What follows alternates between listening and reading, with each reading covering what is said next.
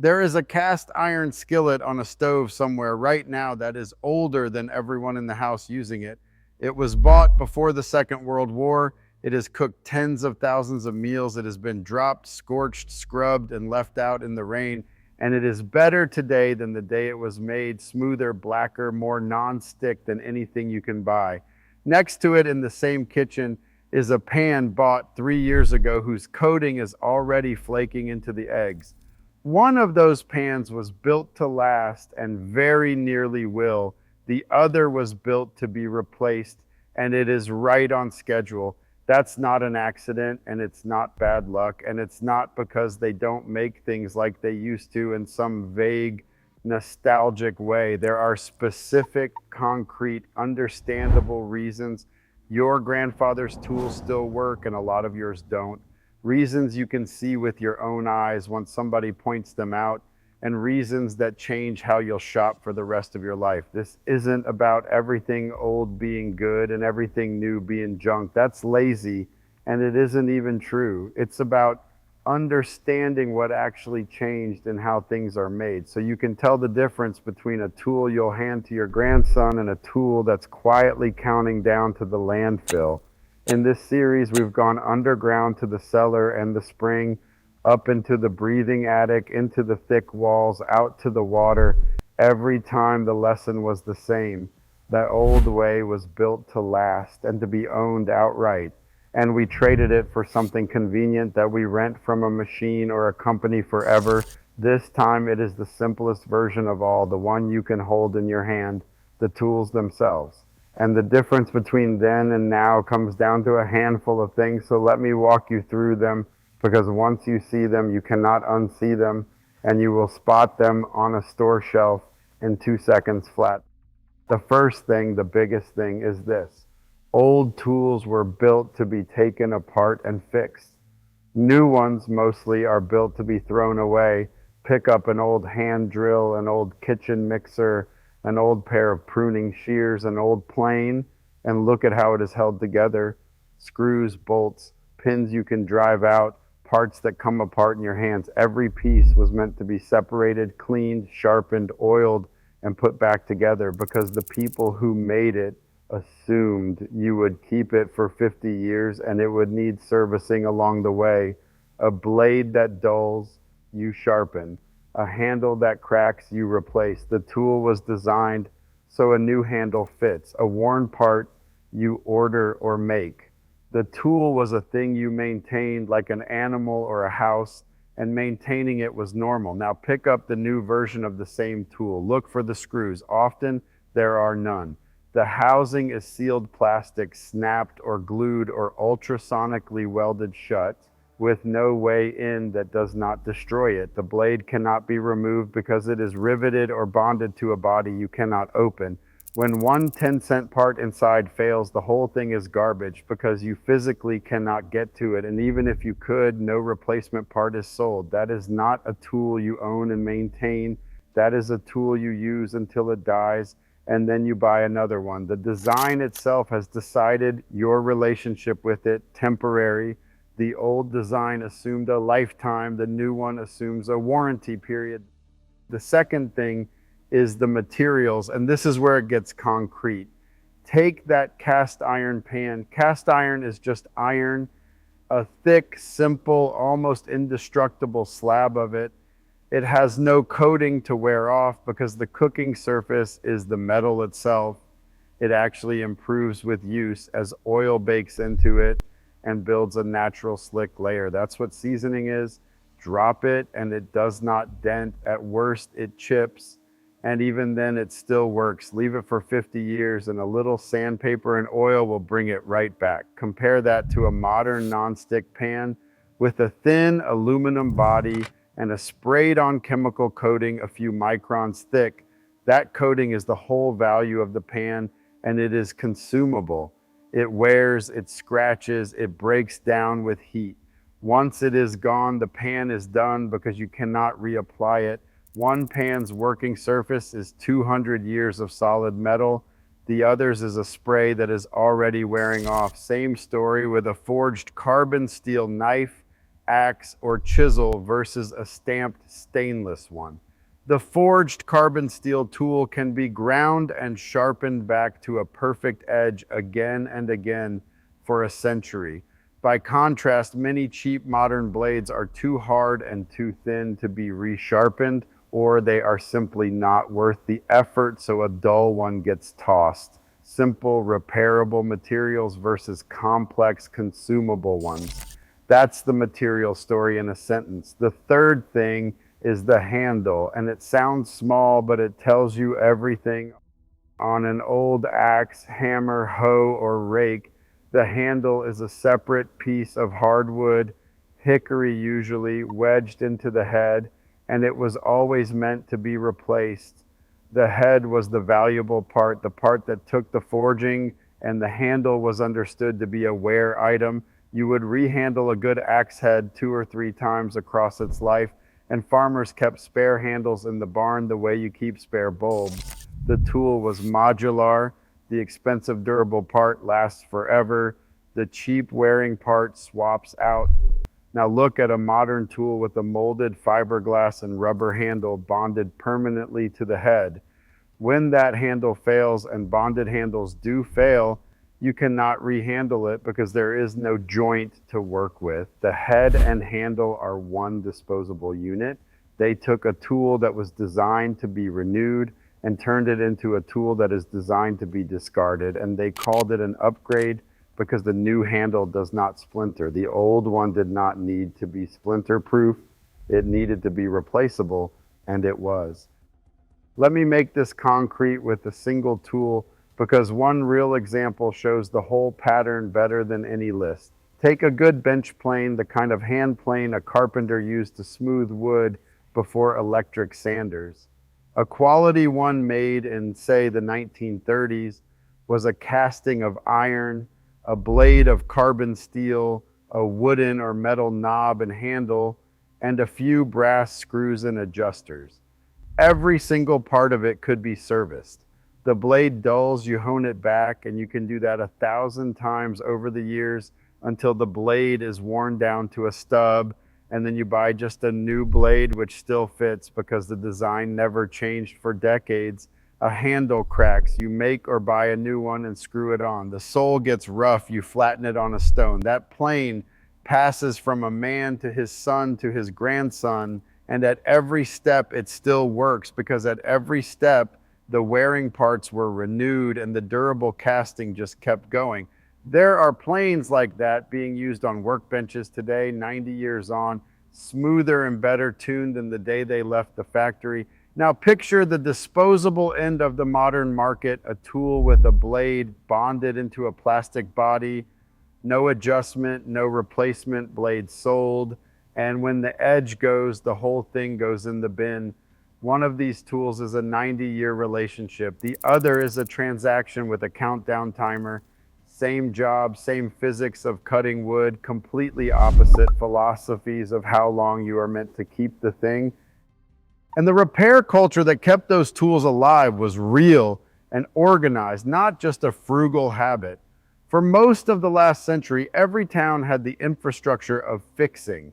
The hardware store that stocked spare parts and handles, the cobbler who resoled shoes, the repair shop for small appliances, the man who sharpened blades and saws, the tinker who mended pots. Things were fixed because fixing was a trade and a service you could actually buy, and because the things themselves were designed to accept repair. That whole web thinned out as disposability took over. When the new toaster costs less than fixing the old one, the repair shop closes, and once the repair shop is gone, even the repairable things do not get repaired. The good news is that the pendulum is visibly swinging back. There is a real growing right to repair movement now. Actual laws are being passed in several states that require manufacturers to make parts, tools, and manuals available so people can fix what they own, exactly because so much modern gear was deliberately built to shut you out. That movement exists because enough people noticed what this episode is about. When you cannot open a product, you do not really own it. You do not have to wait for the laws. You can start choosing openable, fixable things today and start relearning the repair skills that used to be ordinary. So here's the honest question: did somebody do this to us on purpose? And here I have to be straight with you, because this is exactly the kind of subject where it's tempting to spin a story about a secret meeting where they all agreed to make everything break. And I'm not going to do that, because the truth is both more believable and more useful. There was no single villain. What happened is an economic shift out in the open that anyone can trace. Early in the last century, manufacturers and economists openly discussed the idea that products lasting too long were bad for business, that if everyone bought one pan and kept it forever, you would sell far fewer pans. The light bulb makers are the famous documented case. In the 1920s, an international group of bulb manufacturers actually agreed to limit how long their bulbs would last to keep people buying. That's real. It's called the Phoebus cartel.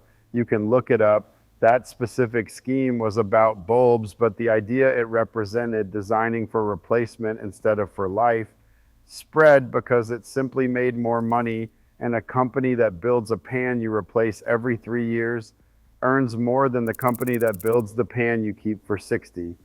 Add to that a genuine race to the bottom on price. Shoppers reward the cheaper tool on the shelf, and the cheapest way to hit a low price is thinner metal, plastic where there was steel, glue where there were screws, and no provision for repair. Nobody had to conspire.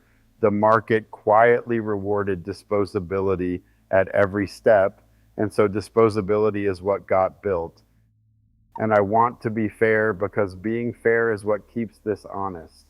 Not everything modern is worse. Some modern tools are genuinely excellent. Better steel and the best knives, better engineering and the best cordless drills, real safety improvements in a lot of equipment. The problem isn't new. The problem is that the floor dropped out. Alongside the good modern tools sits a vast ocean of cheap disposable stuff engineered down to a price and a lifespan. And that disposable stuff became the default, the thing most people actually buy. Your grandfather's hardware store sold mostly durable, repairable tools because that's mostly what existed. Your store sells a wall of throwaways with a few good tools hidden among them, and telling which is now a skill this channel exists to give you. And notice the strange inversion that's happened. The durable, repairable, owned for life version of a tool is now often the expensive specialty item you have to hunt for, while the disposable version is the cheap default that's everywhere. It used to be the other way around. Durable was normal and cheap, and disposable barely existed. We've quietly flipped the meaning of normal so that buying something built to last now feels like a deliberate, almost rebellious act, instead of just the ordinary way a person equips a household. So if you're standing in a store wondering how to tell the keeper from the throwaway, here's what I want you to do, and it costs you nothing but attention. First, look for the screws. Turn the thing over and see if it can be opened and serviced, or whether it's a sealed plastic coffin. A tool you can get into is a tool you can keep. Second, ask the simplest question. When this wears, can I fix the part that wears? Is the blade replaceable or sharpenable? Is the handle a separate piece? Are spare parts even sold? If the answer is no across the board, you're not buying a tool, you're renting one until it breaks. Third, favor simple, durable materials where you can. Solid metal over coatings, forged over stamped, wood handled over bonded, mechanical over sealed electronic, not as a rule against all modern things, but as a tiebreaker. Fourth, and this is the cheapest of all, buy the old one. The used tool world is full of pre-war and mid-century hand tools, planes, chisels, axes, cast iron, hand drills, wrenches, selling for less than the new junk. And they're often better than anything made today because they already proved they last by lasting this long. A flea market cast iron pan for a few dollars will outlive a department store set. The single best durability hack available to you is to buy the tool that's already 80 years old and still working. And here's the part that ties it back to everything in this series. Learn to fix what you own. The old families didn't keep their tools forever because the tools were magic. They kept them because they maintained them. They sharpened the blades, oiled the metal, rehandled the axes, reseasoned the iron, and tightened the screws. The skill of repair was as normal as the skill of use, and a tool plus the knowledge to maintain it is a tool for life. We didn't just lose durable tools, we lost the habit of fixing things, and the two losses fed each other. Once tools couldn't be fixed, the skill of fixing them died. And once the skill died, nobody demanded fixable tools. You can reverse that in your own house, starting today with the tools you already have. A dull blade isn't garbage, it's a blade that needs sharpening. A loose handle isn't garbage, it's a handle that needs re-wedging. Most of what gets thrown away just needed 10 minutes and a little knowledge nobody passed down. What stays with me about the tools is the same thing as the cellar and the wall and the water. A good old tool was a relationship, not a transaction. You bought it once, you learned it, you maintained it, and it served you for life and then served your children. It appreciated in a way, growing smoother and more yours with every year. The disposable tool is the opposite. It is a transaction that repeats forever, a small, steady drain that never builds into anything you own, a thing you replace and never truly possess. We traded tools that became part of the family for tools that become part of the landfill, and we did it a few dollars at a time, never noticing the meter running. You didn't lose this because old tools stopped working. They obviously didn't. They're still out there cutting and cooking and digging a century on. You lost it because disposable became the default, repair became a lost skill, and a generation grew up thinking a tool is something you throw away when it breaks instead of something you fix and keep. The cast iron still seasons, the carbon steel still takes an edge, the hickory handle still fits the old axe head. None of it changed. The knowledge of how to choose it and keep it is the only thing that went missing. You can have it back. So here's what I want from you. Tell me in the comments about the oldest tool you own that still works. The pan, the plane, the wrench, the mixer, whatever it is, and who it came from. And tell me the last thing you threw away that you now realize you could have fixed if you'd known how. I read every comment, and somebody who just found this channel needs to read yours, because that's how the knowledge comes back. One old tool, one repair, one skill handed down at a time. And subscribe, because next week I'm going back out to the land, to the well and the cold ground, and the question of how the old places kept things through an entire winter without a freezer, putting up a whole year of food with nothing but salt, cold, and knowledge. It's the same story as the tools, built to last, made to keep, owned outright. I'll see you there.